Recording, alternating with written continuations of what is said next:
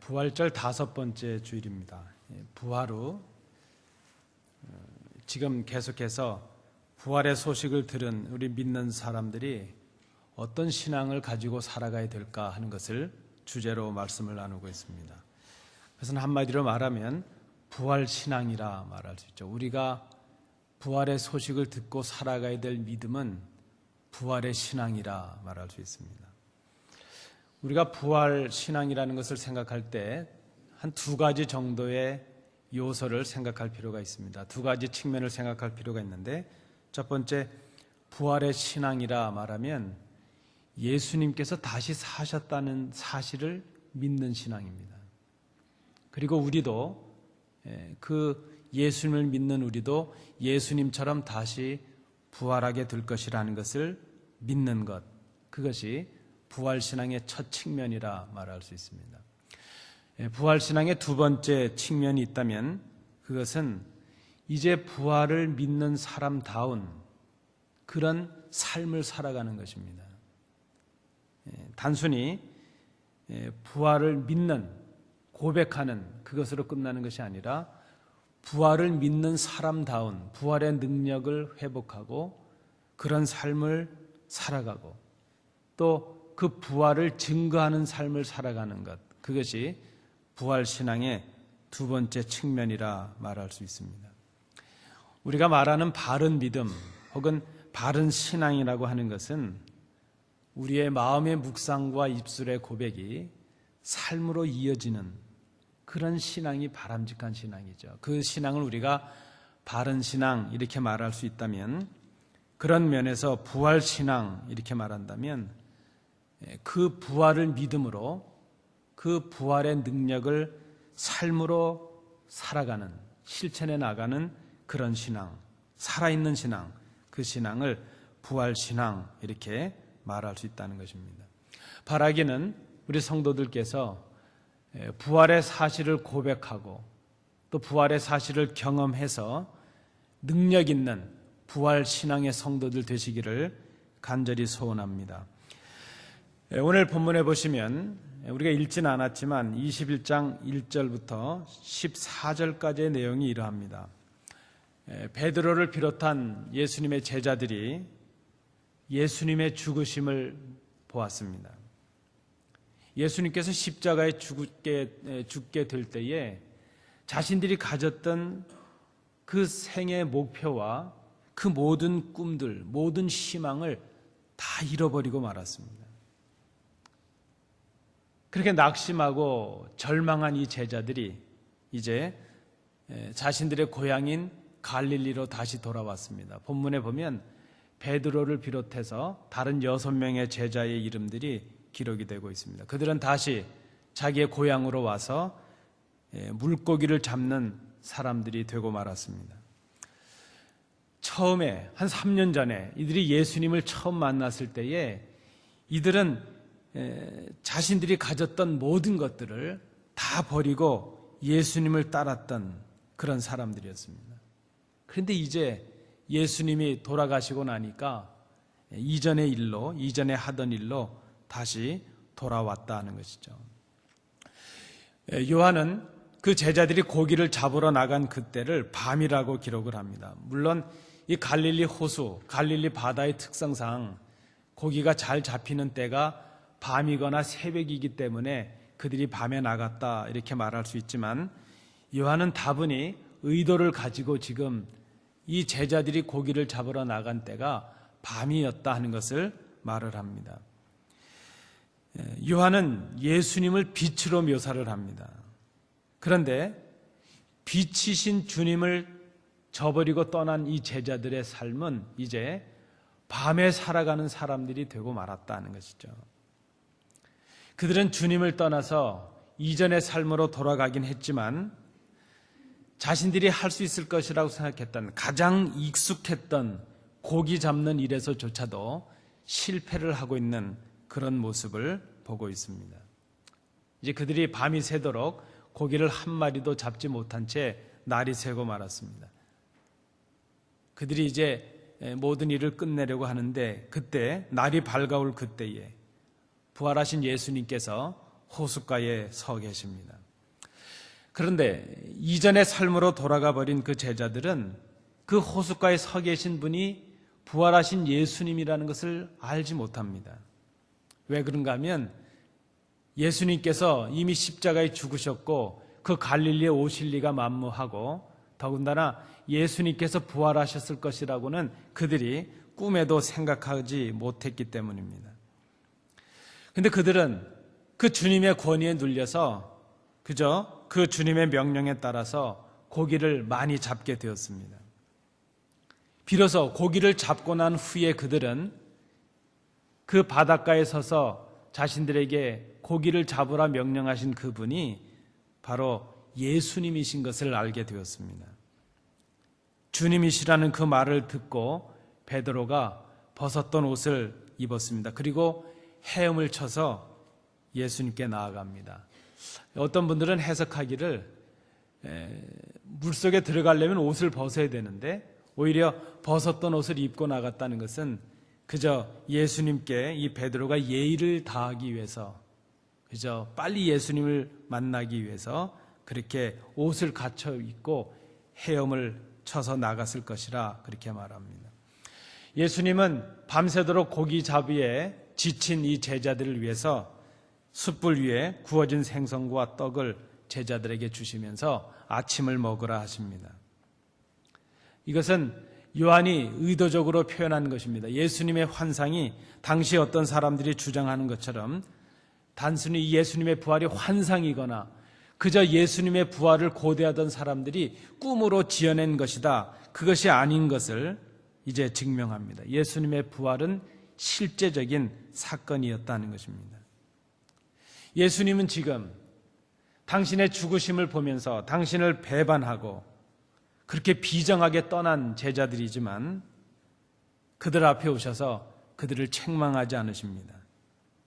그리고 그들을 위해서 준비한 음식을 주십니다. 일본의 그 야쿠자였던 한 분이 목사님이 되신 분이 있습니다. 그분이 간증을 한 내용을 제가 전에 읽어보았는데 그분이 이제 조직의 중간 보스가 되어서 이렇게 하다가 뭔가 오해가 생겼는지 조직에 쫓기는 몸이 되고 말았습니다.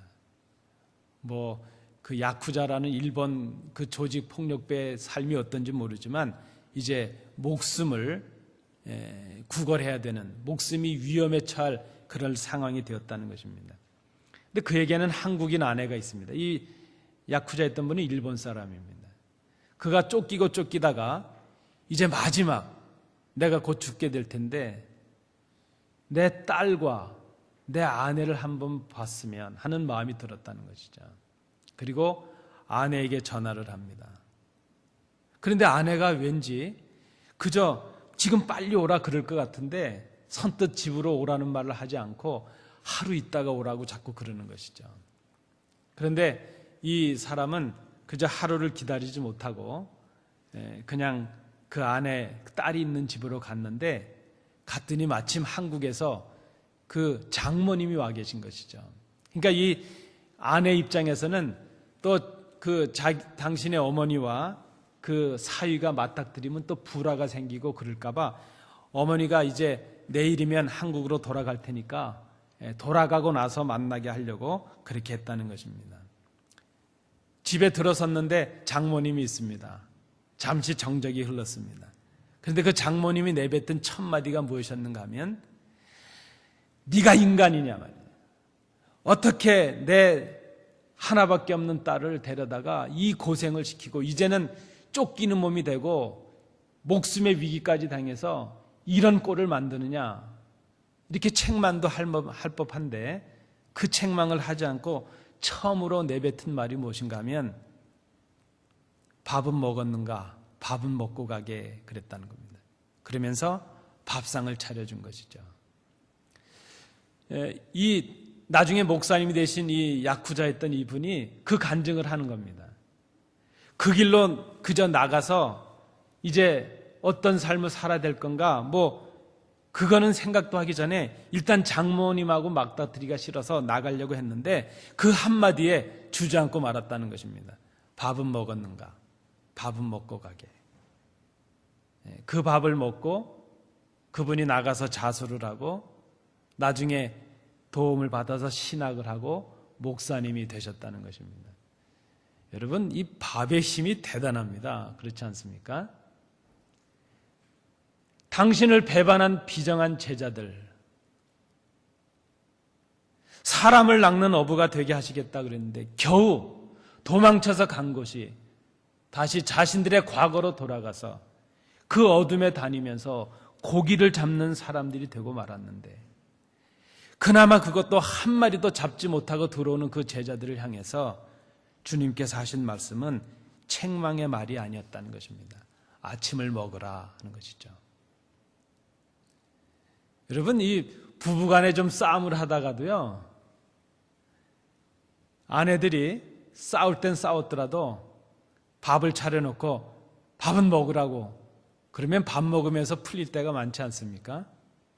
아이고, 저만 그런가요? 그렇지 않습니까?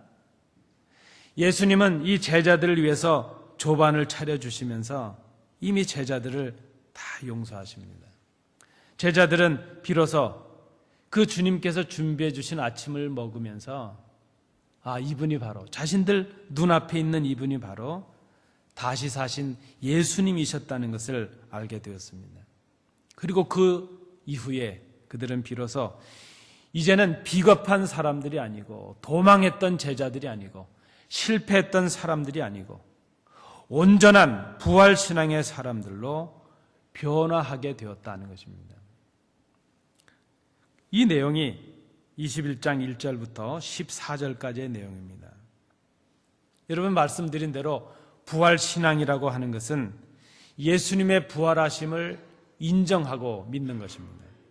그리고 그 부활의 신앙을 가진 사람들답게 새로운 삶을 살아가는 것을 말합니다. 오늘 우리가 이 말씀을 통해서 생각하고자 하는 것이 그것입니다. 어떻게 그렇게 낙심하고 실패하고 다시 자신들의 과거의 삶으로 돌아가 버렸던 이 제자들이 어떻게 부활신앙의 사람들이 되었을까? 어떻게 하나같이 다 그렇게 복음을 위해서 자신들의 목숨을 버릴 수 있는 그런 복음의 증인들이 될 수 있었을까? 오늘 우리는 그 이유를 베드로와 예수님과의 대화, 이 본문을 통해서 살펴볼 수 있습니다. 그 내용이 15절부터 19절의 내용입니다.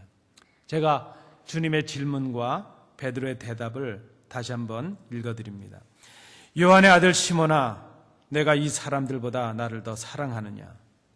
주님, 그러하나이다. 내가 주님을 사랑하는 줄 주님께서 아시나이다. 요한의 아들 시몬아, 내가 나를 사랑하느냐? 주님, 그러하나이다. 내가 주님을 사랑하는 줄 주님께서 아시나이다. 요한의 아들 시몬아, 내가 나를 사랑하느냐? 주님, 모든 것을 아시오매 내가 주님을 사랑하는 줄을 주님께서 아시나이다. 이 질문의 의미가 무엇인가 하는 것을 오늘 생각해 봅니다. 첫 번째로 이 질문은 베드로를 향하신 주님의 사랑을 확인하시는 질문이라 말할 수 있습니다. 어떤 분은 그렇게 말합니다. 베드로가 3번 부인했으니까 예수님도 그거 당해보라고 3번 질문하는 것이다. 예수님은 그렇게 가혹하신 분이 아니십니다. 오히려 베드로가 3번 부인하고 3번을 자기가 죄를 졌다는 그 마음을 오히려 용서하시기 위해서 주님께서 3번을 질문하셨을 것입니다. 사실 이 질문은 지금 베드로로 하여금 당신이 누구이신가 하는 것을 알게 하시기 위한 질문이라 말할 수 있습니다. 의심하고 있던 이 베드로에게 당신을 바로 믿게 하기 위해서 주시는 질문입니다. 주님은 이 먼저 주어진 두 질문에서 아가페의 사랑을 말씀하십니다. 아가파스, 아가파오라는 단어를 쓰셨습니다. 당신의 사랑의 정체성, 아가페의 사랑을 말씀하십니다. 이것은 인간이 가지는 부족한 사랑이 아닌 예수님, 하나님이 가지시는 완전한 사랑을 말합니다. 이 아가파오, 아가파스의 사랑으로 주님은 죄 없으신 하나님의 아들이신데 죄인인 사람을 사랑하셨습니다. 바로 그 사랑, 아가파오의 사랑입니다. 사랑받을 자격이 없는 사람들을 사랑해 주시는 그런 사랑입니다. 당신을 십자가에 못 박은 원수까지도, 그들의 죄까지도 용서하시는 그런 사랑입니다. 아가페의 사랑입니다.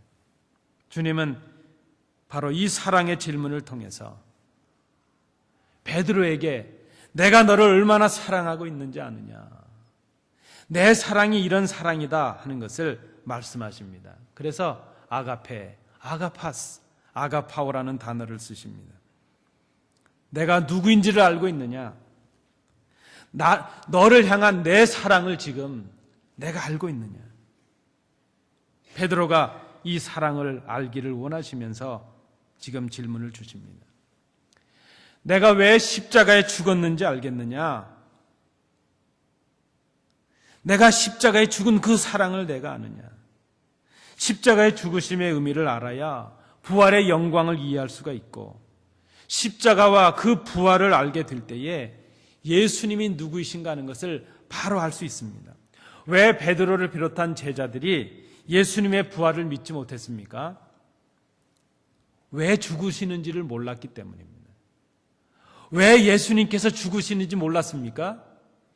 예수님의 사랑을 알지 못했기 때문이요, 예수님이 누구이신가 하는 것을 알지 못했기 때문입니다. 우리가 사랑을 알지 못하는 이유는 예수님이 누구이신지를, 예수님의 마음을 알지 못하기 때문입니다. 이제 세 번째 질문에서 주님은 베드로가 사용하는 필레오라는 사랑으로 질문을 하십니다. 예수님은 계속해서 아가파스라는 단어, 아가페 사랑을 말씀하시는데 베드로는 세 번 다 필레오의 사랑으로 대답을 하고 있습니다.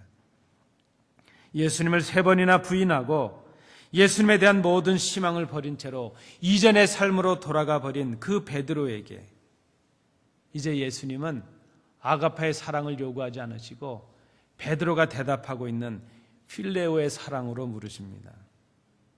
비록 베드로의 사랑이 완전하지 않고 부족함 투성이지만 베드로가 사랑한다고 고백하고 있는 그 필레오의 사랑마저도 이제는 주님께서 온전한 사랑으로 받아주시기 위해서 이제 세 번째 질문에서는 필레오라는 사랑으로 물으십니다. 베드로의 부족함을 덮으시는 주님의 사랑인 것을 우리가 볼 수 있습니다. 주님은 그런 분이십니다. 주님은 제자들이 당신을 사랑하고 당신을 떠받들고 당신을 따를 때만 사랑한 것이 아니라 이렇게 믿지 못해서 배반하고 도망하고 주님의 기대와는 달리 이전의 삶으로, 과거의 삶으로 돌아가 버린 그런 제자들이지만 그런 제자들임에도 불구하고 다시 찾아오셔서 여전히 사랑하고 계신다는 것을 고백해 주시는, 여전히 내가 너희들을 사랑하고 있다는 것을 알기를 원하시는 그런 주님이십니다. 주님은 지금 이 질문을 통해서 베드로가 당신의 사랑을 알아주기를 원하시고 내가 이미 너를 용서했다는 것을 알아주기를 원하십니다. 내가 여전히 너를 사랑하고 있다, 이렇게 고백하시는 주님의 질문입니다. 여러분, 오늘 우리가 이 본문의 말씀, 특별히 주님의 질문의 말씀을 이런 관점에서 다시 읽어볼 필요가 있습니다. 베드로를 괴롭히시는 질문이 아니라 여전히 베드로를 사랑하고 계신다는 주님의 간절한 고백, 사랑의 고백인 것을 우리가 깨달아야 될 것입니다. 두 번째, 이 질문은 주님을 향한 베드로의 사랑을 확인하시는 질문이라 말할 수 있습니다. 주님의 사랑과는 달리 지금까지 베드로가 가졌던 사랑은 조건적인 사랑이었습니다. 주님의 사랑이 조건이 없는 무조건적인 사랑이었다면 이 베드로의 사랑은 사랑할 만하면 사랑하는 그런 사랑이었습니다. 그 사랑은 조건적인 사랑입니다.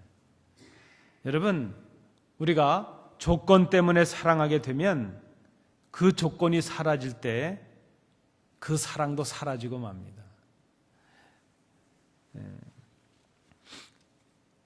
이 다음에 저희 딸이 여기 있지만 저희 딸이 시집을 가게 되면 어떤 사람을 만나면 좋을까 제가 고민을 좀 해본 적이 있습니다. 우리 다른 성도님들 다 경험이 있으시니까요. 어떤 사람을 만나면 좋을까요? 저는 그런데 그런 마음이 듭니다.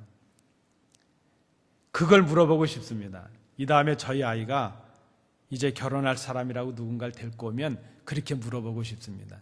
자네는 왜 우리 딸을 사랑하는가? 그럴 때 뭐 이래서 사랑하고요, 저래서 사랑하고요, 이렇게 조건을 대면 좀 생각해 보세요. 그럴 것 같습니다. 그러면 어떤 말을 들으면 제 마음이 좀 흡족할까? 그냥 사람이 좋습니다. 무슨 조건을 말하긴 없지만 그저 이 사람이라면 제가 함께 할 수 있을 것 같고, 이 사람의 부족함이 있다면 제 부족함으로 느껴질 것 같고, 이 사람의 아픔이 있다면 제 아픔이 될 것 같고, 이 사람이 기뻐할 수 있다면 그것이 제 기쁨일 것 같아서 함께하고 싶습니다. 아이고, 큰일 났습니다. 제가 이 속내를 저희 딸이 알았으니까 이 다음에 교육시키고 오면 어떡하죠? 여러분, 그렇지 않습니까? 지금까지 베드로가 가졌던 이 사랑, 이것은 조건적이었다는 것입니다. 분명히 그는 3년 전에 자기의 모든 것을 버리고 주님을 따랐습니다. 그러나 그가 그렇게 했던 것은 그렇게 하면 얻을 것이 더 많을 것이라는 계산 때문이었습니다. 기적을 베푸시는 주님의 능력을 보았고, 많은 사람들이 따르는 주님의 능력을 보았고, 주님의 권위 있는 교훈을 그가 보았습니다. 조건을 보고 따랐습니다. 저런 주님을 따라가면 내가 유익할 것 같았습니다. 그런데 막상 예수님이 잡히시고 십자가에 죽으시게 되니까 그는 예수님을 부인합니다. 모든 사람들, 모든 제자들이 다 주님을 버린다 할지라도 저만은 주님을 버리지 않겠습니다. 그렇게 했던 베드로였지만 모든 제자들이 하지도 않았던 부인을 하고 저주도 하고 욕도 하고 주님을 도망해버리고 말았습니다. 왜 그랬습니까? 주님께 더 이상 기대할 것이 없다고 생각했기 때문입니다. 베드로는 주님을 사랑한다고 장담했지만 주님을 사랑한 것이 아니라 주님의 조건을 사랑했습니다. 주님의 능력을 사랑했고 주님을 통해서 자신이 얻을 유익을 사랑했습니다. 주님을 사랑한다고 말했지만 정작 자기 자신을 사랑한 것입니다. 자신의 야망을 위해서 주님을 이용했습니다. 그것은 사랑이 아니었습니다. 여러분, 오늘 이 아침에 우리의 사랑을 한번 생각해 봅니다. 우리는 사랑을 말합니다. 우리는 사랑한다고 말합니다. 그러나 우리가 누군가를 사랑한다고 말하면서 그가 가진 배경이나 조건에 따라서 우리의 사랑이 변하고 있다면 그것은 사랑이 아닐 것입니다.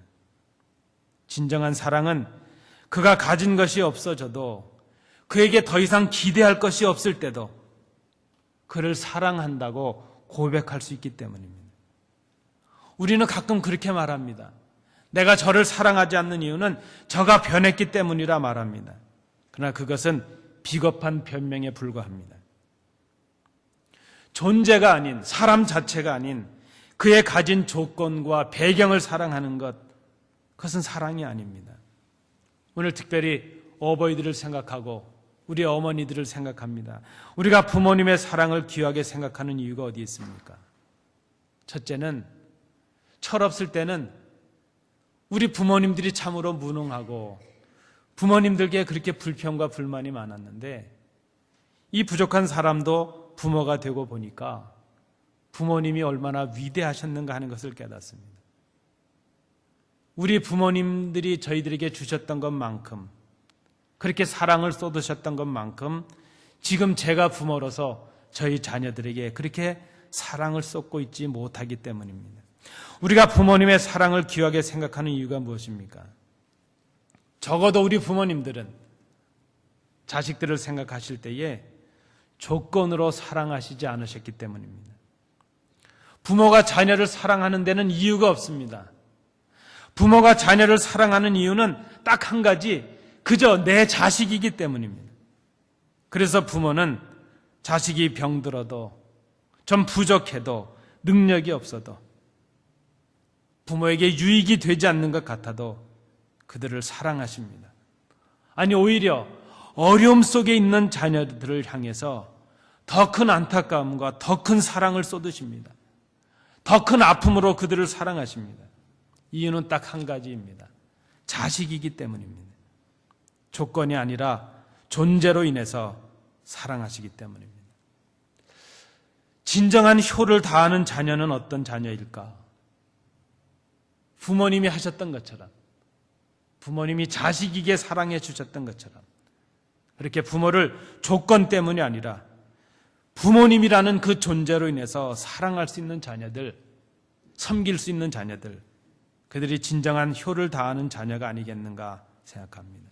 주님께서 우리에게 그런 사랑을 쏟아주셨습니다. 우리를 왜 사랑하셨습니까? 우리를 위해 십자가에 죽으셨기 때문입니다. 왜 우리를 사랑해 주셨습니까? 십자가의 죽으심으로 우리를 하나님의 자녀 삼으셨기 때문입니다. 왜 하나님이 우리를 사랑하십니까? 우리가 예뻐서도 아니고 능력이 많아서도 아니고 우리가 무엇인가를 잘해서도 아니고 칭찬받을 만해서가 아니라 우리를 당신의 자녀로 삼으셨기 때문입니다. 관계가 달라졌기에, 우리의 존재가 달라졌기에 주님께서 우리를 사랑하십니다. 주님께서 베드로에게 이 사랑을 호소하셨습니다. 비로소 부활하신 주님을 만난 이 베드로가 이제 그 주님을 만나보고 주님 앞에 비로소 자신의 사랑을 고백합니다. 배반했고 저주했고 도망했던 자신이었지만 그런 자신을 찾아오셔서 그 무한하신 사랑을 확인해 주시는 그 사랑을 베드로가 깨닫게 되었습니다. 그 주님의 사랑에 비해 보면 자신의 사랑이 얼마나 초라한지 모릅니다. 감히 아가페라는 말을 쓰지 못하고 필레오라는 사랑, 불완전한 사랑을 고백하고 있습니다. 그러나 그는 완전한 사랑은 아니지만 주님 앞에서 정직하게 자신의 사랑이 부족함을 인정하면서 그 사랑을 있는 그대로 고백을 합니다. 완전한 사랑은 아닐지라도 이제 자신이 다른 사람들보다 더 주님을 사랑하겠다고 고백을 합니다. 이제 주님을 향한 자신의 사랑을 주님께서 아실 것이라 그렇게 고백을 합니다. 목자가 자신의 양들을 아는 것처럼 이제 자신의 마음을 주님께서 아신다고 고백을 합니다. 이제는 전적으로 자신을 주님께 의지하며 복종하겠다는 것을 고백하고 있습니다. 다시는 주님을 배반하지 않을 것이라는 것을 고백하고 있습니다. 그런데 예전처럼 장담하지 않습니다. 자신의 부족을 인정하면서 그렇게 되기를 갈망하고 소원하고 있습니다. 이제는 주님의 능력이나 배경이나 자신의 유익을 생각하는 조건에 대한 사랑이 아니라 주님으로 인하여 주님 자체를 사랑하는 존재에 대한 사랑을 비로소 고백하고 있다는 것입니다. 세 번째로 생각을 합니다. 주님은 당신의 사랑을 확인하게 하시고 베드로의 사랑을 확인하신 후에 이 질문을 통하여 베드로에게 새로운 사명을 주십니다. 이 질문의 세 번째 이유는 사명을 주시기 위함이라 말할 수 있습니다. 주님은 당신의 사랑을 확인하심으로 당신이 누구이신가 하는 것을 베드로와 제자들이 알기를 원하셨습니다. 당신의 사랑을 알기를 원하십니다. 주님은 베드로의 사랑을 확인하심으로 당신의 목자 되심과 베드로가 양이라는 것을 확인해 주십니다. 사랑의 확인을 통해서 존재와 존재의 확인을 하셨습니다. 주님과 베드로의 관계를 회복시켜 주셨습니다. 주님은 이 사랑의 확인을 통하여 관계를 회복하시고 그를 용서하시고 난 후에 베드로에게 비로소 부활 신앙에 합당한 부활의 삶을 맡기십니다. 그것은 부활의 증인이 되는 것입니다. 내 어린 양을 먹이라, 내 양을 치라, 내 양을 먹이라. 주님은 지금 이 베드로의 마음을 아셨습니다. 자신을 사랑하는 사람, 자신의 유익을 위하여 주님의 능력을 이용하려는 사람은 주님의 사명을 감당할 수가 없습니다. 십자가에 죽으시는 그 사랑을 깨닫지 못하고는 복음의 증인들이 될 수가 없습니다. 주님께서 오셔서 이렇게 사랑을 확인하시고 알게 하시는 이유가 여기에 있습니다. 주님처럼 우리도 사랑의 사람들이 되게 하시기 위해서 다시 우리를 찾아주십니다. 주님을 사랑하는 사람만이 주님의 뜻에 온전히 순종할 수 있기 때문입니다. 주님은 베드로와 제자들의 사랑을 확인하신 후에 그들에게 당신의 유업을 맡기십니다. 부활의 증인이 되는 것입니다. 부활의 증인이 된다고 하는 것은 바로 이 주님의 사랑을 전하는 것이기 때문입니다. 주님이 우리의 사랑의 목자이심을 깨닫는 사람만이 다른 사람을 위한 사랑의 목자가 될 수 있기 때문입니다. 부활의 삶은 자신을 위한 삶이 아니라 주님의 영광을 위한 삶이요, 다른 사람의 생명을 위한 삶이기 때문입니다. 이것이 바로 부활 신앙을 가진 사람의 새로운 생이라 말할 수 있습니다. 여러분, 오늘 이 말씀을 생각하며 말씀을 맺습니다.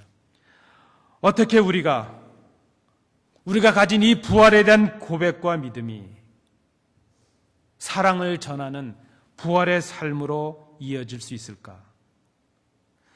어떻게 이렇게 실패와 절망 속에 빠져 있는 우리가 주님의 부활의 능력과 사랑을 전할 수 있는 온전한 부활 신앙의 사람들이 될 수 있을까? 어떻게 우리가 성숙한 주의 제자가 되고 능력 있는 복음의 증인들로 살아갈 수 있을까? 여러분, 이것을 가능하게 하는 것은 사랑입니다. 절망한 제자들을 능력 있는 제자들로 변하게 한 것, 주님의 사랑이셨습니다. 주님을 향하신 우리의 사랑의 부족함을 알 때 가능합니다. 우리를 향하신 그 주님의 완전하신 사랑을 깨달을 때 이것이 가능합니다. 오히려 우리의 부족함을 덮으시는 그 온전한 사랑을 깨닫게 될 때에 사랑으로 가능합니다. 오늘 이렇게 말씀을 맺습니다. 부활의 신앙은 사랑으로 완성이 됩니다. 주님의 사랑으로 우리의 신앙을, 우리의 삶을 완성하시는 복된 성도들 되시기 바랍니다. 기도합니다. 은혜로우신 아버지 하나님, 주님의 사랑으로 우리의 신앙을 완성하게 하여 주옵소서. 우리가 부활의 신앙인으로 그 부활의 능력을 누리며 부활의 사랑과 능력을 증거하는 복된 성도들 되게 하옵소서. 예수님 이름으로 기도하옵나이다. 아멘.